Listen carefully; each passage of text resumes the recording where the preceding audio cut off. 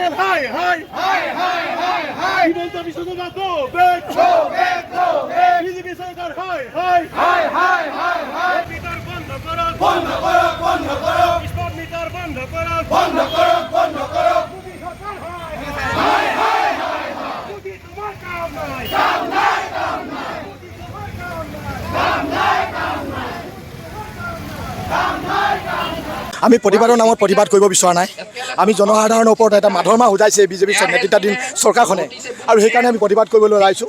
আমাৰ জনসাধাৰণৰ কথা আমি ভালদৰে আলোচনা কৰিলে, ভালদৰে কথাখিনি ক'লে এই চৰকাৰে বুজি নাপায়, আন্দোলনৰ কথাও তেওঁলোকে বুজি নাপায়। সেইকাৰণে আমি APTSL জৰিয়তে প্ৰতিবাদ কাৰ্যসূচী লৈছোঁ, যাতে আপোনালোকে দেখিছে স্মাৰ্ট মিটাৰ লগাই গোটেই আকৌ আমাৰ জনসাধাৰণৰ মূৰত এটা ডাঙৰ ৰাম টাউন দিছে, যিটোৰ জৰিয়তে আপুনি কোনোবা এজন মানুহে আমি পইচাটো যেনে তেনে ভৰিব পাৰোঁ, কিন্তু সকলো ব্যক্তিয়ে পইচাটো ভৰিব নোৱাৰে। ৰাতি কেতিয়াবা ভাত খাই থাকোঁতে কাৰেণ্টটো কাটি দিয়ে, কেতিয়াবা শুভ সময়ত কাৰেণ্টটো কাটি দিয়ে, এনেকুৱা অৱস্থা হৈছে। আৰু কাৰেণ্টৰ দাম ইমান বেছি বাঢ়িছে, আৰু তাৰ লগে লগে এই চৰকাৰখনে কয় স্মাৰ্ট মিটাৰটো আমি একেই দাম হ'ব, আগৰ মিটাৰটো লগত একে দাম হ'ব বুলি কয়। কিন্তু এতিয়া আপোনালোকে দেখিব পাইছোঁ, যদি আগৰ মিটাৰটোৱে যদি একেটা দামেই হয়, তেতিয়া নতুন স্মাৰ্ট মিটাৰ আমাক কিয় প্ৰয়োজন আছে? এই কথাখিনি আমি অৱগত কৰিছোঁ। জিলা কংগ্ৰেছ কমিটি, মহিলা কংগ্ৰেছ, ইউথ কংগ্ৰেছ, সেৱা দল, NSY আমি সকলো লগলাগি প্ৰতিবাদী কাৰ্যসূচী লৈছোঁ। আমাৰ কাৰণে নহয়, দুখীয়া ৰাইজৰ জনসাধাৰণৰ কাৰণে এই কাৰ্যসূচী লৈছোঁ। আপোনালোকৰ জৰিয়তে অৱগত কৰিব বিচাৰিছোঁ, তেওঁ এই হিমন্ত বিশ্ব শৰ্মা বজাৰ কৰি পোৱা নাই, তেওঁ কাৰেণ্টৰ দাম দিব পোৱা নাই, তেওঁ AC গাড়ীত থকাৰ পৰা জন্মৰ পৰা AC গাড়ীত আছেই, আৰু সেইকাৰণে তেওঁলোকে দুখীয়া ৰাইজৰ কথাবোৰ বুজি নাপাব। আজি তেওঁলোকৰ যিজন চৰকাৰৰ মুৰব্বীজনে যদি ব্যৱসায়ী হয়, যিজন চৰকাৰৰ মুৰব্বীজনী ব্যৱসায় হয়, অসমৰ জনসাধাৰণৰ কথা কি বুজি পাব?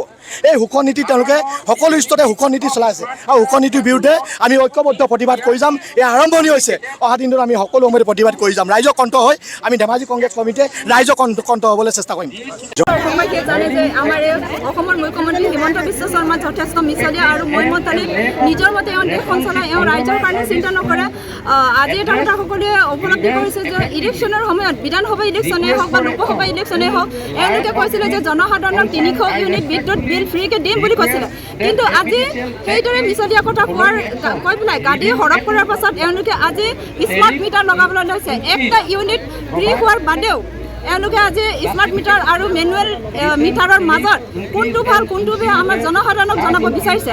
কিন্তু আমি যে এই কথা কেতিয়াও মানি নলওঁ যে আমি মেনুৱেলটো আঁতৰাই পেলাই স্মাৰ্ট মিটাৰ লগাবলৈ দিম। আমাৰ অসমৰ প্ৰত্যেকগৰাকী মানুহেই এই কথা বিৰোধ কৰিছে যে আমাক স্মাৰ্ট মিটাৰ নালাগে। গতিকে আমি সমগ্ৰ ৰাজ্যক আহ্বান জনাইছোঁ যে স্মাৰ্ট মিটাৰ কোনো পধ্যেই লগাবলৈ দিব নালাগে, কাৰণ বিদ্যুৎ পোহৰ পোৱাটো জনসাধাৰণক যোগান ধৰাটো আমাৰ চৰকাৰৰ নৈতিক দায়িত্ব। অন্ন, বস্ত্ৰ, শিক্ষা আৰু পোহৰ এই সকলোবিলাক আমাৰ মৌলিক অধিকাৰ, এই সকলোবিলাক আমি চৰকাৰৰ পৰা পাব লাগে। কিন্তু এইখন চৰকাৰখনে স্মাৰ্ট মিটাৰ লগাই এটা লুণ্ঠনা চলাইছে। আমি ইয়াৰ পৰা আহ্বান কৰিব বিচাৰিছোঁ যে মুখ্যমন্ত্ৰী মহোদয়ে অতি সোনকালে অসমত কৰা এই লুণ্ঠনা বন্ধ কৰক, এওঁ কৰা হঠকাৰী নিয়ম বন্ধ কৰক, নহ'লে গোটেই অসমৰ চুকে কোণে এইদৰে প্ৰতিবাদী জুই জ্বলি উঠিব, আৰু এই জুইত আমাৰ অসমৰ মুখ্যমন্ত্ৰীগৰাকীয়ে যাব লাগিব। সদশেষত মই সমগ্ৰ অসমবাসী ৰাইজক আহ্বান জনাওঁ যে কোনো পধ্যেই এই স্মাৰ্ট মিটাৰ আমাৰ ঘৰত লগাব দিব নালাগে, কাৰণ বিদ্যুৎ আৰু বিজুলী আমাৰ মৌলিক অধিকাৰ। আমি সকলোৱে স্মাৰ্ট মিটাৰ আমাক নালাগে বুলি প্ৰতিবাদী কাৰ্যসূচী আমি কৰিবলৈ সকলোৱে ওলাই আহিছোঁ।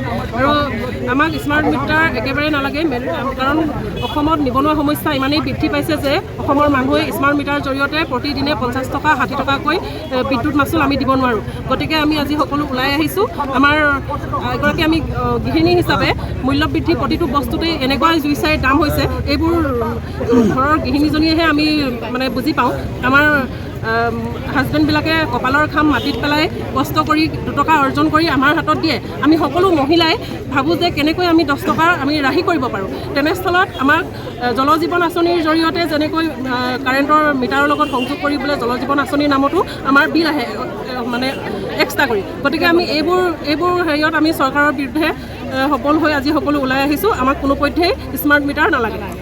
মূল্যবৃদ্ধি হৈছিলে, তথাপি আজি এখন স্মাৰ্ট মিটাৰ লগোৱাৰ লগে লগে আমাৰ দুখীয়া জনসাধাৰণ তথা মিডিল ক্লাছ মানুহৰ কাৰণে বিল কৰিবলৈ অসুবিধা হৈছে। গতিকে স্মাৰ্ট মিটাৰখন লগাই হিমন্ত বিশ্ব শৰ্মা তথা বিজেপি নেতৃত্বাধীন চৰকাৰখনে এনেই লুটি পুটি খাবলৈ চেষ্টা কৰে, আৰু স্মাৰ্ট মিটাৰটো লগাই নতুনকৈ স্মাৰ্ট শ্বুট এটা তেওঁলোকৰ প্ৰশাসনৰ কাৰণে সৃষ্টি কৰিছে।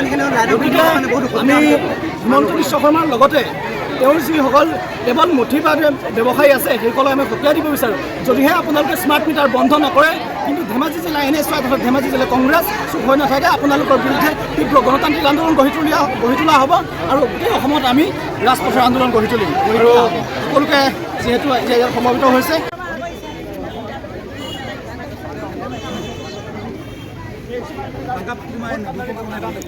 কি ক'ব?